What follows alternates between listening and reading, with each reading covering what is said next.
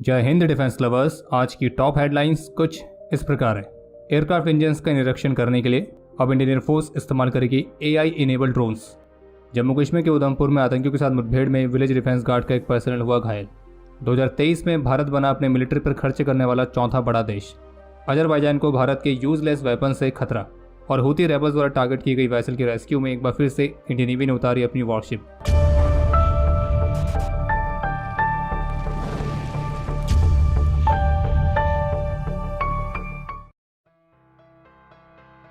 Latest reports के मुताबिक Indian air force artificial intelligence based एक खास तरह के ड्रोन सिस्टम को विकसित कर रही है, जिसका इस्तेमाल एयरक्राफ्ट के इंजन्स का निरीक्षण करने के लिए किया जाएगा।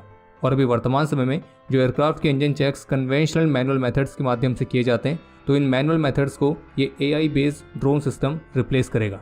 इस सिस्टम में एक मिनी या फिर माइक्रो ड्रोन शामिल रहेगा, और इस ड्रोन को हाई रेजोल्यूशन के कैमराज, इमेजिंग सॉफ्टवेयर और मशीन लर्निंग एल्गोरिथम से इक्विप किया जाएगा, जिनकी मदद से वो जो ड्रोन है तो वो एक्सटर्नल कंपोनेंट्स पर cracks, corrosion, dents, distortion, damage, तो इस तरह के अलग अलग डिफेक्ट्स को डिटेक्ट कर सकेगा, आइडेंटिफाई कर सकेगा और क्लासीफाई भी कर सकेगा। और काफ़ी हद तक ये इंटरनल कंपोनेंट्स में भी इस तरह के डिफेक्ट्स को पहचानने में सक्षम रहेगा।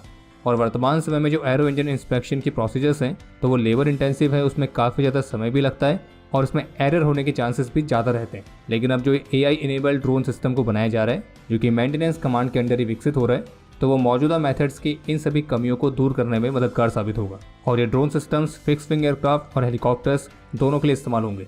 और air intake ducts, exhaust nozzles, engine hubs, turbine blades, propellers, rotors, तो इस तरह के कुछ महत्वपूर्ण कंपोनेंट्स हैं जिनका निरीक्षण ये ड्रोन करेगा।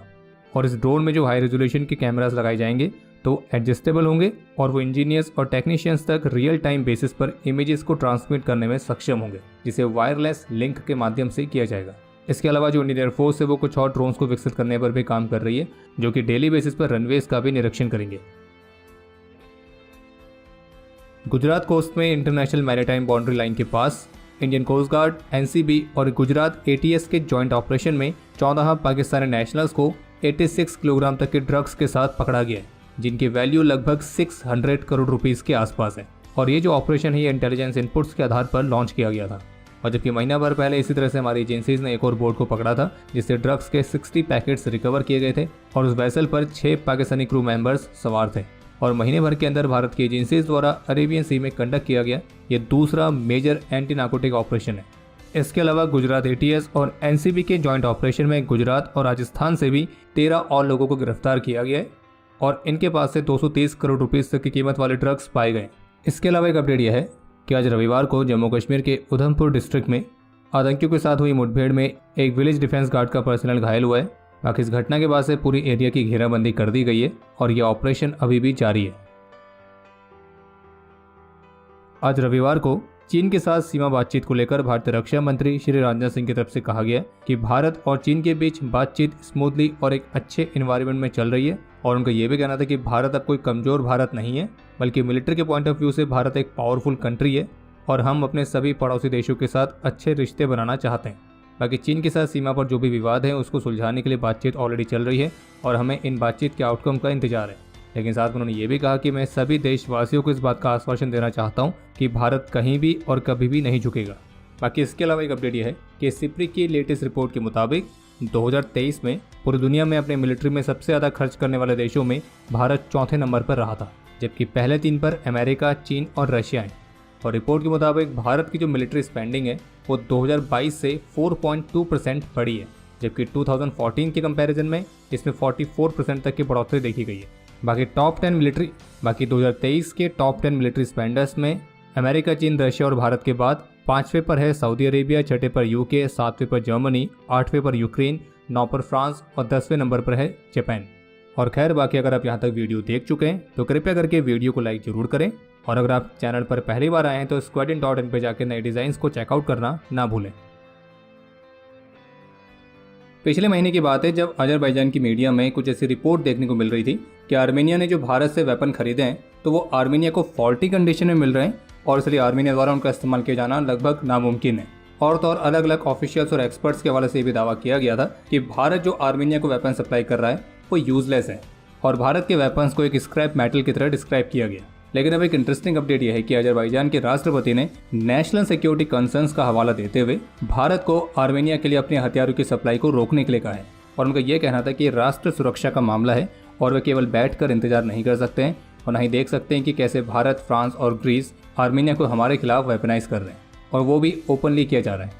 बाकी अजरबैजान के जो ऑफिशियल्स हैं वो भारत और आर्मेनिया के बीच के मजबूत होते हुए मिलिट्री कॉपरेशन से काफ़ी ज़्यादा चिंतित है। हालांकि सब में एक प्रश्न तो बनता ही है कि पिछले महीने तक जो अजरबैजान की मीडिया में कुछ ऐसा दिखाया जा रहा है कि भारत जो आर्मेनिया को वेपन सप्लाई कर रहा है वो यूजलेस है, वो स्क्रैप मेटल है, वो फॉल्टी कंडीशन में आर्मेनिया को मिल रहे हैं।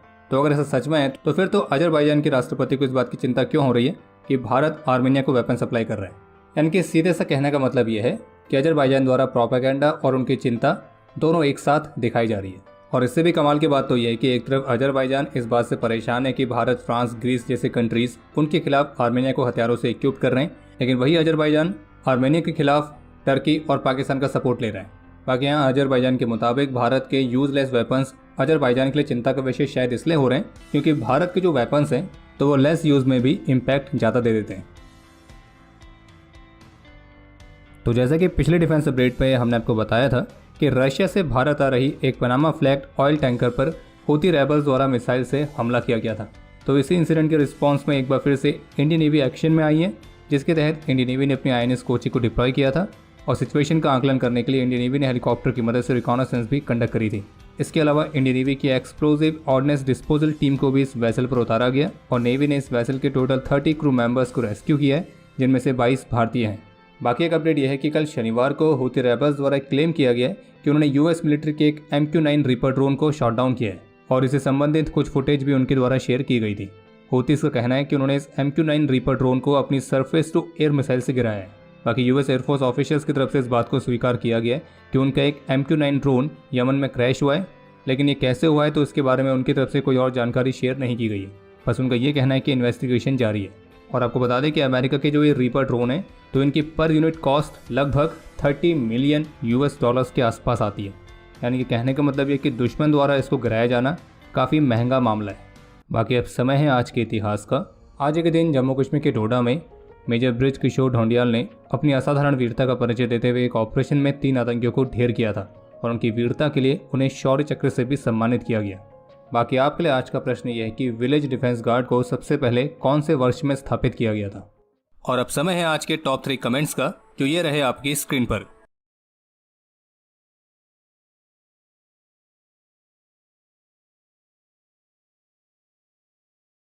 तो हमारे आज के इस एपिसोड के लिए इतना ही। उम्मीद है आपको एपिसोड पसंद आया होगा। पसंद आया तो वीडियो को लाइक जरूर करें। कोई भी सुझाव या सवाल हो तो उसके लिए कमेंट सेक्शन ओपन है।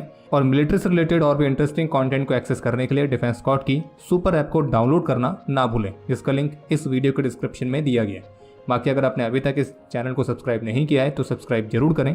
हम जल्द मिलेंगे नए एपिसोड के साथ। तब तक के लिए जय हिंद, जय भारत।